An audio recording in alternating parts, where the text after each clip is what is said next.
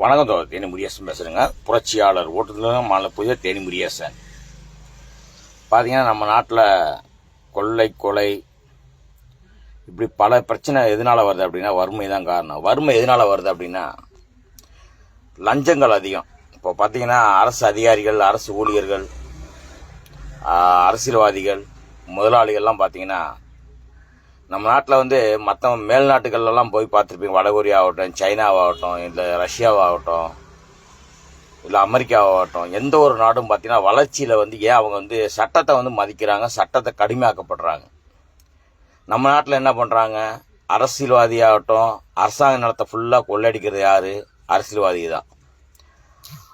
அதாவது பட்டாயில் இடம், அரசாங்க நிலத்தை, இந்த மலையை ஒட்டி இருக்கிற நிலத்தெல்லாம் போய் பாருங்க, எல்லாமே அரசியல்வாதி தான் கொள்ளடிப்பாங்க. அதுக்கு உறுதுணையாக இருக்குது யாருன்னு கேட்டால் அதிகாரிங்க. ஏன் அந்த அதிகாரியை அந்த அரசியல்வாதி சப்போர்ட்டாக இருக்காங்க அப்படின்னா நாளைக்கு ஜெயிச்ச எம்எல்ஏவோ எம்பியோ மந்திரி ஆகிட்டாங்கன்னா அவங்களுடைய ஆதரவு அவங்களுக்கு தேவைப்படும். ஏன்னா இந்த அதிகாரி நேர்மையாக இருக்க மாட்டார். இந்த அதிகாரி பார்த்தீங்கன்னா லஞ்சம் அதிகமாக வாங்குவார். ஏன்னா சட்டம் நம்ம நாட்டில் அவ்வளவுதான். அரசியல்வாதிக்கு ஒரு சட்டம், அதிகாரிகளுக்கு ஒரு சட்டம், போலீஸுக்கு ஒரு சட்டம், நீதி அரசுக்கு ஒரு சட்டம், அதேமாரி முதலாளிகளுக்கு ஒரு சட்டம், ஏழை எளிய மக்கள். இன்னைக்கு இந்தியாவில் பார்த்தீங்கன்னா எத்தனை முதலாளிகள் ஜெயிலில் இருக்காங்க, எத்தனை அரசியல்வாதி ஜெயிலில் இருக்காங்க, எத்தனை அதிகாரி ஜெயிலில் இருக்காங்க, எவ்வளோ லஞ்சங்கள் வாங்குறாங்க. ஆனால் சட்டத்தை கடுமையாக்கணும். இந்த சட்டம் கடுமையாக்கினாவே இந்த பயப்படுவாங்க எல்லாருமே. இப்போ பார்த்தீங்கன்னா பெண்களை கெடுத்தா ஒன்று என்ன பண்ணு பேசக்கூடாது. ஆனால் அரசாங்கம் பணத்தை வீணடிக்கக்கூடாது. போலீஸை பாதுகாப்பு கொடுத்து கோர்ட்டுக்கு கூட்டு போய் அது பண்ண சுற்ற வேண்டிதான். சுட்டுட்டா பிரச்சனை முடிஞ்சது இல்லையா? அரசாங்கத்துடைய வரிப்பணம் வீணாகாது. அதே இந்த அதிகாரியை பார்த்தீங்கன்னா லஞ்சம் வாங்கினாங்கன்னா மேற்கு நாடுகள் எல்லாம் பார்த்தா லஞ்சம்னா அவங்க இடைநீக்கம் செய்ய மாட்டாங்க, சஸ்பெண்ட் பண்ணிடுவாங்க. சஸ்பெண்ட் பண்ணிட்டு அவங்க குடும்பத்தாருக்கு யாருக்குமே அரசு வேலை கிடைக்காது. அப்போ என்ன பண்ணுவாங்க? அந்த சொத்தை பறிமுதல் பண்ணிடுவாங்க. அப்போ அவர் போய் உழைச்சி தான் சாப்பிட்டு ஆகணும். அதுதான் அவருடைய பனிஷ்மெண்ட். நம்ம நாட்டில் அப்படி கிடையாது. அதிகாரிகள் லஞ்சம் வாங்கினா என்ன பண்ணுறாங்க? தேனியை விட்டுட்டு அடுத்து திண்டுக்கல்ல போடுவாங்க. இது இதெல்லாம் என்ன ஒரு பிரச்சனை? அப்போ என்ன ஆகும்? இங்கே லஞ்சம் வாங்கினார் தேனியில், அதுக்கப்புறம் திண்டுக்கல்ல போய் லஞ்சம் வாங்குவார். திண்டுக்கல்ல சஸ் பண்ணால் அடுத்து கரூர் போவார். முதல்ல அந்த சட்டத்தை கடுமையாக்கணும். ஏழை எளிய மக்கள் இன்னி வரைக்கும் பார்த்தீங்கன்னா பெரிய 100 கோடிக்கு போட்டு வீடு கட்டுறாங்க. குடிசை வீடுக்கு தகர வாங்க முடியாமையும் ஓலை வாங்க முடியாமல் இன்னும் நம்ம நாட்டில் வாழ்ந்துக்கிட்டு இருக்காங்க. காரணம் என்னன்னா ஓட்டுக்கு நீங்கள் பணம் வாங்குறீங்க. அதாவது ஸ்ரீலங்காவெல்லாம் போய் பார்த்துருப்பீங்க. கம்யூனிஸ்ட் தோழர் ஒருத்தர் இருந்தார், அவர் சட்டம் போட்டார். அதேமாரி காஷ்மீரில் ஒரு தோழர், கம்யூனிஸ்ட் தோழர் இருந்தார், அவர் சட்டமாக்கி அந்த தண்டனை நிறைய வாங்கி கொடுத்தாங்க. இப்படி பல இதுக்கு எப்பயுமே கம்யூனிஸ்ட்வாதி தான் குரல் கொடுப்பாங்க. கிராமப்புறத்துலாம் போய் பாருங்க, இந்த தலைவர்கள்லாம் எவ்வளவு புறம்போக்கு நலத்தை பிடிக்கிறாங்க. ஏன்னா ஜெயிக்கிறதுக்கு 1000 ரூபா 500 ரூபா கொடுத்து ஓட்டு வாங்கி ஜெயிச்சு என்ன பண்றாங்க தெரியுமா? இந்த கட்டுமானத்துறையெல்லாம் ஸ்ட்ராங்காகவே இல்லை. இப்போ எம் சாண்டல், அந்த சாண்டல், இந்த முதல்ல மணல் வரும். இப்போ எம் சாண்டல் எது சிமெண்ட் எது மண்ணுன்னு தெரிய மாட்டேங்குது. அப்போ இங்கே ஊழல் நடக்குற ஊழல் கீழேருந்து மேலே வரைக்கும் ஊழல், நீதி அரசு வரைக்கும் ஊழல். அப்போ நீதி அரசுக்கு எல்லாருக்கும் கடுமையான சட்டங்களை நிறைவேற்ற வேணும். இப்போ வடகொரியாவில் ஒரு பார்த்துருப்பீங்க. ஏன்னா இந்த கம்யூனிஸ்ட்வாதி தான் குரல் கொடுக்க முடியும். உண்மையான கம்யூனிஸ்ட்வாதிகள். நாங்கள் என்ன சொல்ல வரோன்னா, நீங்கள் எப்பயுமே எப்போ நீங்கள் காசு வாங்கினா அப்போ நாங்கள் எங்களுடைய பேச்சு எடுபட மாட்டேங்குது. தோழர்கள், அருமை தோழர்களே சிந்தித்து பாருங்க. இன்னைக்கு மிகவும் பாதிக்கப்படுவது ஓட்டுநர்கள், மிக மிக பாதிக்கப்படுறாங்க. அதே மாதிரி பார்த்தீங்கன்னா இங்கே அடாவடிகள் பண்ணுறவங்க நல்லா இருக்காங்க. அடாவடி ஜாதிகள் நம்ம ஊரில் தான். அடாவடிக்காரங்கனால தான் இன்னைக்கு நம்ம நாடே தத்தளிச்சுக்கிட்டு கிடக்கு. நல்லா யோசிச்சு பாருங்க. வெள்ளைக்காரங்க இருக்கும்போது எல்லாருக்கும் நிலம் கொடுத்தாங்க. எல்லா ஜாதிக்காரர்களுக்கு எல்லாருக்குமே நிலம் கொடுத்தாங்க. அந்த நிலத்தை யாரு பிடுங்கினாங்கன்னு யோசிச்சு பார்க்கணும். யாரு கையில் இப்போ இருக்குதுன்னு யோசிச்சு பார்க்கணும். ஆனால் எனக்கு தெரிஞ்சு இந்த வெள்ளைக்காரனே ஆட்சி ஆண்டிருக்கலாம். என்னைக்கு நீங்கள் சுதந்திரம் சொல்லி போட்டு இந்த ஏழை எளிய மக்களை நசுக்கப்படுவது, இன்னைக்கு ரத்தத்தை குடிக்கிற இந்த அரசியல்வாதிகளுக்கும் இந்த அதிகாரிங்க எவ்வளவு லஞ்சங்கள். இன்னைக்கு பார்த்தா ஒரு சாதாரண ஒரு இன்ஜினியர் படித்த பையனுக்கு பொண்ணு கிடைக்க மாட்டேங்குது. காரணம் என்னன்னா அரசு வேலை வேணுமா? இப்போ அரசு வேலையை யாரு போவா? நல்லா கேட்டுங்க. இன்னைக்கு அரசு வேலையில போய் பாருங்க, போலீஸ் டிபார்ட்மெண்ட்ல போய் பாருங்க, நேர்மையானவர்கள் யாரும் இருப்பதில்லை. ஏன்னு கேட்டா எல்லாமே ஊழல்.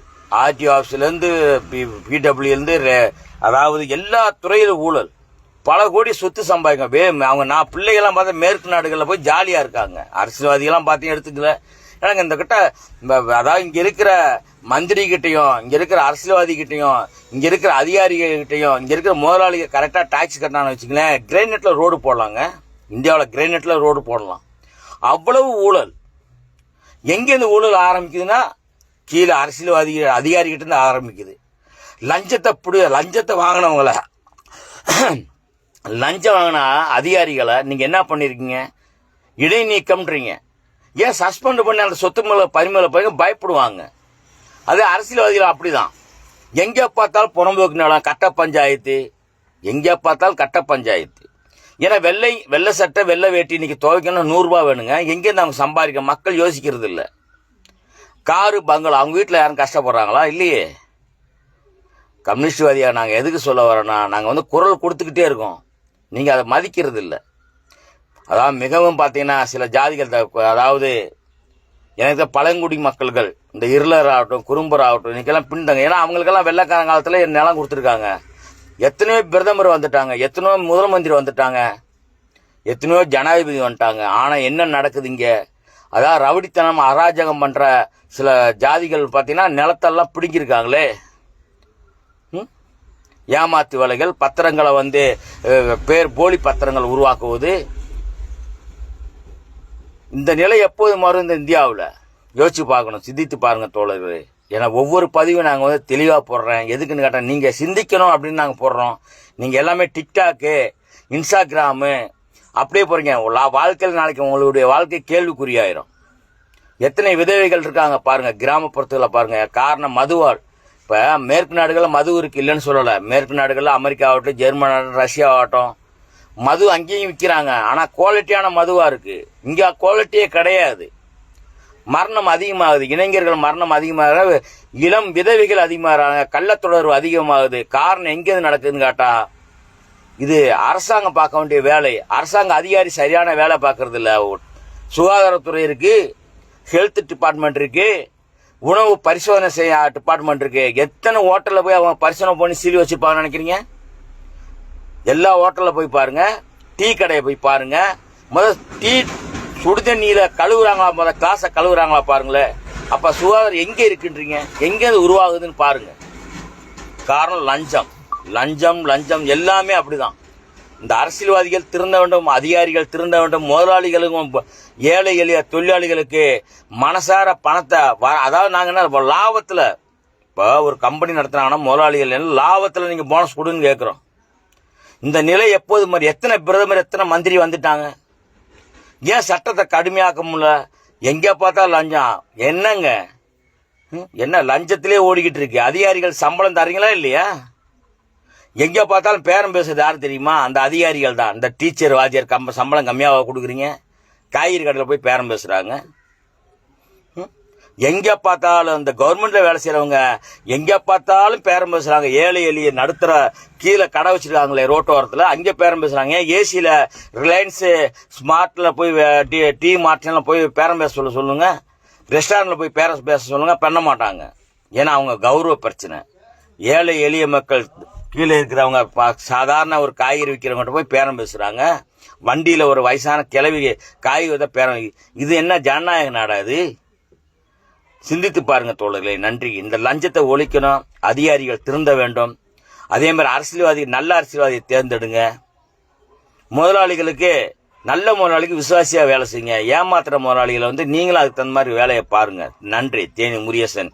விழிப்புணர்வு சிந்தித்து பாருங்க. டிக்டாக், இன்ஸ்டாகிராம் போய் உங்க வாழ்வாதாரத்தை கெடுத்து சின்ன பண்ணமாக்காங்க. ஏன்னா இன்ஸ்டாகிராம், டிக்டாக் வந்ததுனால தான் ஒன்றிய அரசு செய்யற தவறுகளை மறைக்கிறதுக்கு உங்களுக்கு கொண்டு வந்திருக்காங்க. ஏன்னா உங்களை இதுல போதை மாதிரி அடிமையாக்கி அவங்க இன்னைக்கு ரிலையன்ஸ், பெரிய பெரிய அம்பானி, அதானி, கார்பரேட் முதலாளி தள்ளுபடி பண்றாங்களே. அப்ப இதுல இருந்து என்ன தெரியுது? ஜாதியாலை மதத்தால மக்களை பிரிச்சு அரசியல் செய்யும் இந்த RSSக்கு அந்த பதிவு. நன்றி. தேனி முரியசன்.